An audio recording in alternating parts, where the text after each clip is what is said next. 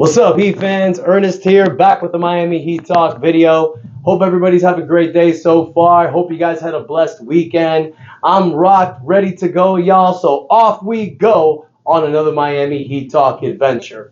Now, before I get started, you guys, unfortunately, there's no Damian Lillard updates. Everything has pretty much stayed the same. Both teams are basically at a standstill. And if you want to know more about what's happened, go on my previous videos. I break all of this down. But we basically know that until Portland is willing to accept what Miami's offering, this trade won't happen. We've talked about this before, you guys. It's a difficult situation. We know Miami and Portland are playing the game of chicken. I do understand where Portland's coming from. Look, I know I've called Portland petty. I know a lot of us have said a few things. But at the end of the day, Portland is giving up a once-in-a-lifetime generational talent, a talent that they may not see. You don't know what Scoot Henderson's going to provide. So if they're going to give him up, they want to get a great return. That's something that you can definitely respect. So, I mean, it's a tough situation, you guys, but nothing but respect. Hope the trade can get done sooner rather than later. If you're a Heat fan, you want to get this trade done. And I'm sure if you're a Blazers fan, you're done with the drama. You want to get this trade done as well. But look, we're not here to talk about this trade. We're here to talk about something different. I want to talk about this current Miami Heat team, the way it's rostered now. Because the question that I want to ask all of you, with this current roster, do you feel that the Miami Heat can not only make it to the NBA Finals, but can win it? Now, look, we have 13 roster spots filled, so we can talk about adding the Christian Woods, the Goran Dragic, Kendrick Nuns, and all that, but I don't want to talk about that. I want to talk about this current roster constructed. And the way that I want to do it is by three different positions: centers, forwards, and guards. Let's start with the centers. Now, we all know who's our starting center. That is always going to be the same. It's not going to change. It don't matter if people think he's a natural four. Don't matter. The way that this Miami Heat run this team, Bam Adebayo will always be the starting center. It's just the way it is. It's just the way it's going to be. Now, we did get Bam some help. But there is one thing I want to mention about Bam. I'm predicting a breakout season for 2024. And I know a lot of you guys are going to say, well, Ernest, he did have a breakout season. He made an NBA All-Star game. He was probably one of the favorites as NBA Finals MVP. I think with this loss, you guys, it's only going to fuel Bam Adebayo to get better. I think we're going to see a better Bam Adebayo next season. I think you're going to see a guy that plays 82 games, scores more, rebounds more, plays harder, makes another All-Star game, solidifies himself as a top big in the NBA. You know, he just turned 26. This is normally the time that players get into their prime. 26, 27, 28.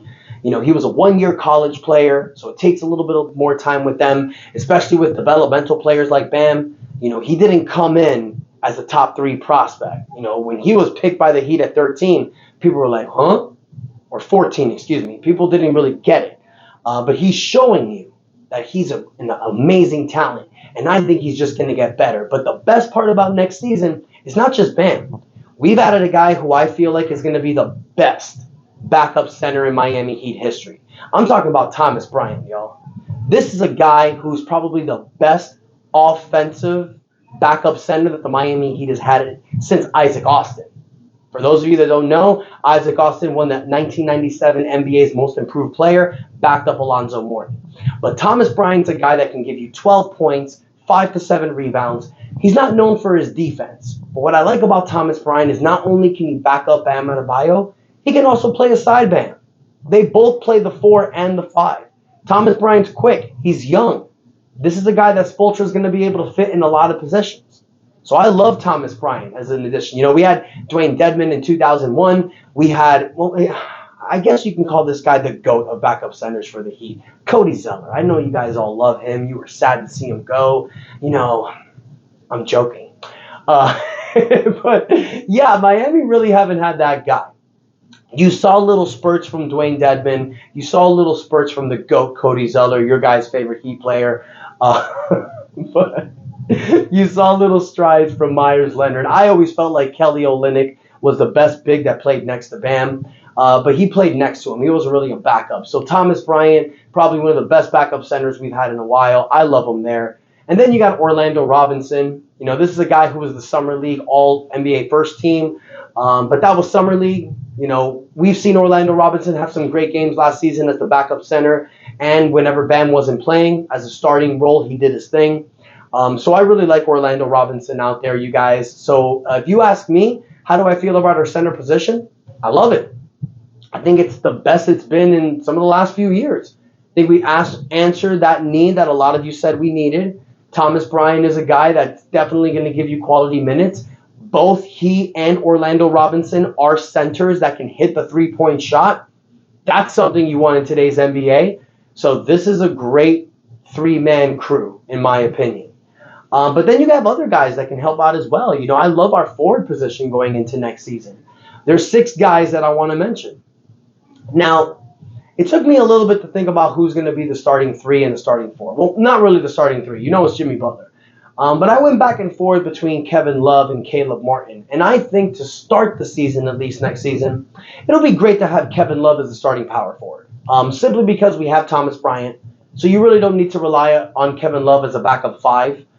Kevin Love will give you 15, 20 minutes, you know, maybe even 25.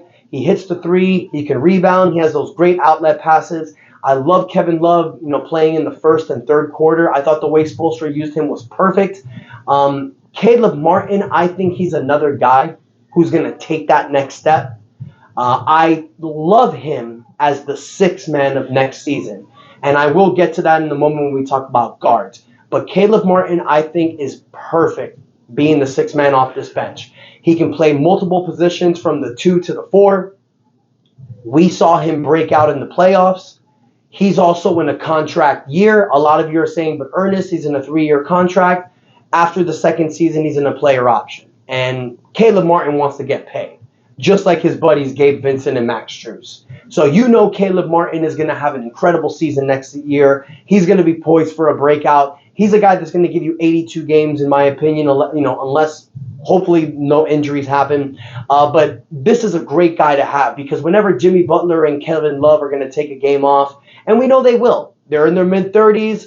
These are guys that are going to give you anywhere from 50 to 70 games. So those games that they miss, you're going to need Caleb Martin to step up and be that guy. But then you also have Nikola Jovic, our rookie from last season. We've seen it in Summer League. He's ready to take that next step. So you're going to need to find some time for him. You got our rookie from this season, Jaime Jaquez, who you can not only plug him as a small forward, but he can also play power forward and shooting guard. So this is a guy that can play multiple positions. So, and then I also love Jamal Cain. Jamal Cain is a diamond in the rough, you guys. And why am I mentioning these 6 guys? It's because of what I just said. Jimmy Butler and Kevin Love will not play a full season. So we have Caleb Martin, Nikola Jovic, Jaime Jaquez, and Jamal Cain. They're ready to go. I've said this before. I love Jamal Cain. When Jimmy Butler doesn't play and Caleb Martin's the starting 3, you need someone coming off the bench for him. Most likely it'll be Jaime Jaquez, but Jamal Cain's going to be gunning for that spot as well. So this is probably the reason why, you guys, a trade is likely to happen, because you see all these forwards, and it's an abundance of forwards. It's kind of similar to our guard position starting last year. You had 6 guys that can easily play the guard position. So this is something I'm really interested in seeing how Spoelstra handles this if we go with this roster next season. Now, look, our guard position is not as deep as it used to be. There's really only 4 guards that you can look at now. So the way that Spoelstra may fit this in is playing Jaime Jaquez more as a 2, but that's going to be entertaining to see. But let's go with the guard position, because if you look at it on paper, Kyle Lowry's our only point guard. Do I think it's a good idea to start Kyle Lowry next season? No. No. Kyle Lowry showed you exactly what he's best at. Coming off the bench, 15 to 25 minutes.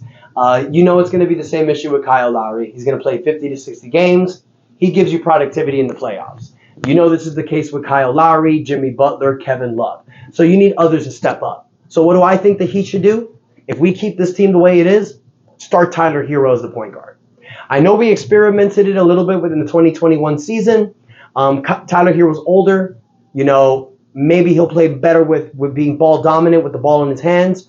I think this is a great decision to go. He's 6'5", 6'6". He'll be taller than a lot of the guards. I think defensively he's getting better. He's not great, but he's getting better. That's something this Heat team can provide. They help people get better defensively. You see guys like Goran Dragic, Chris Bosh, they had no defensive game before they came to the Miami Heat. They started playing here, they elevated, they got better. You'll see that in Tyler Hero as well. I think Josh Richardson is the perfect complementary next to Tyler Hero. He can make up for Tyler Hero's defensive lack. They're both 6'5", 6'6", so you got two tall guards back there. It helps you defensively, especially since we like to play a lot of zone. This length is going to help us when we're out there. I think Jay Rich and Tyler Hero starting is great. And Jay Rich also plays a little bit of the point as well. So you can let them both do their thing. Jimmy's ball dominant. Bam's ball dominant. This team doesn't really need a starting point guard. They can play with each other. They can play helping each other. And then you have Duncan Robinson. Say what you want, guys, about Duncan Robinson and Kyle Lowry. Throw their names in the mud. Talk all the crap that you want. But remember, Kyle Lowry and Duncan Robinson are two guys that gave you excellent quality minutes off the bench in the playoffs.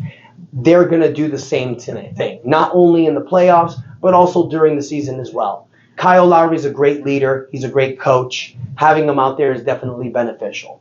Now, that's 13 spots, you guys. We've talked about this before. Miami can add some extra spots. They can add Christian Wood. They can add a Goran Dragic or a Kendrick Nunn to help out when Kyle Lowry's injured. Miami's going to have a lot of different avenues. There may be some also other trade avenues with Duncan Robinson and Kyle Lowry and possibly Tyler Hero. I'm going to say this. I don't want to trade Tyler Hero. I love Tyler Hero, and I want to make something perfectly clear. If we do not trade for Damian Lillard, I'm not upset, because answering the question I answered in the beginning of this video, do I believe that the Miami Heat can make it and win an NBA championship fully healthy? Excuse me. Yes. 100% yes. Now, I'll be honest. If we trade for Damian Lillard, we're the favorites. It's over. We're the favorites. And depending what we send out for that trade, I think we're the favorites. But without Damian Lillard, we have a lot of competition. You got Philadelphia, if they keep Harden. You have the Celtics, and you have Milwaukee. Milwaukee is going to be pissed. And you can say what you want. You can say Giannis fully healthy. What is that like against Miami? What if Jason Tatum didn't roll his ankle in Game 7 against the Heat? These are going to be questions that are going to be said all year long against Miami. But I strongly feel that fully healthy, with this current roster that I named, that this Miami Heat team can and will make the NBA Finals. I feel confident in that, you guys. I know Jimmy Butler will lead this team to the promised land, but I feel that we need a better evolvement from Tyler Hero and Bam Adebayo. Tyler Hero, and I said this a lot last season, you guys. I've mentioned this a lot. I think it's time that Tyler Hero takes the reins as the number one offensive player on this team. Bam Adebayo leads this team defensively, and Jimmy Butler just does whatever the hell he wants, because Jimmy is a winner. Whether that's scoring 30 points in one game, whether that's scoring 10 points and getting 15 assists, whether that's getting 9 steals, Jimmy Butler's that guy that doesn't play basketball games. He finds ways to win. But we need Tyler Hero and Bam Adebayo to step up and to get better, because those are our young guys. Caleb Martin should also take another step. This team is dangerous, y'all. On paper, some of our veterans mixed with these young cats like Jaime Jaquez, Nikola Jovic, and I didn't even mention Hayward Highsmith. That's another name you throw out there. This Miami Heat team is going to be stacked, y'all. I'm very interested in seeing what happens, not only if we trade for Damian Lillard, but if we don't trade for Damian Lillard. You're going to have a lot of guys that are coming here that are frothing from the mouth and ready to get better. I am fully confident in this Miami Heat team, but I want to hear from you guys. Let me know what you think. Without Damian Lillard, if we don't make this trade for Damian Lillard, do you think the Miami Heat can get back to the NBA Finals? Do you think they can win it all? Maybe you don't. But let me know what you guys think in the comments, y'all. Please take a moment and hit the like button. Don't forget to subscribe. One more thing I want to mention before I go, you guys. I want to make this very clear. I strongly believe that the Miami Heat will make this trade for Damian Lillard. Daryl Morey recently said if he does not get an all-star caliber player for James Harden, he will not trade Harden. Portland hasn't come out and said that. Portland has not said they're keeping Damian Lillard if they don't get a good offer. That alone right there tells me this trade will happen. It's just going to take some time. Miami should find a third team so they can take Tyler Hero and get some extra draft picks for Portland. It's just Portland's decision if the offer is good enough. But let's be honest, they don't have any other offers. Nobody else wants to take Damian Lillard's $60 million per year contract when he's 35 and 36 years old. So I want to know what you guys think about that. Again, guys, smash the like button. Please hit that subscribe button. Help your boy out. Thank y'all so much for the time. And until next time, it's your boy Ernest out. That's enough said. Let's go, Heat.